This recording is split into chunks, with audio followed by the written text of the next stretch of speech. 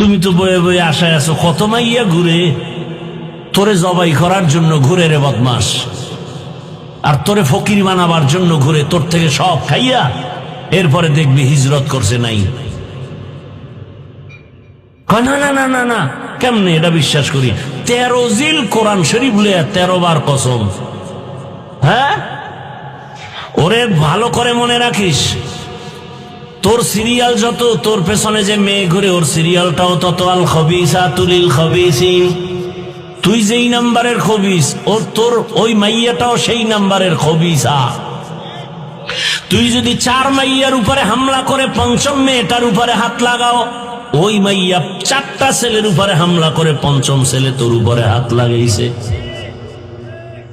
অবিশ্বাস করো? আল্লাহর কোরআন অবিশ্বাস করো কেন? তোর চরিত্র যেমন ওই মাইয়ার চরিত্র তেমন, কোনো ডিফারেন্স নাই। এবার তোর কপালে বিয়া নাই, এই যুবকেরা, কি নাই? নাই নাই নাই। যদি থাকে বিয়া তো বউ নাই, কি নাই? জল্লাদ।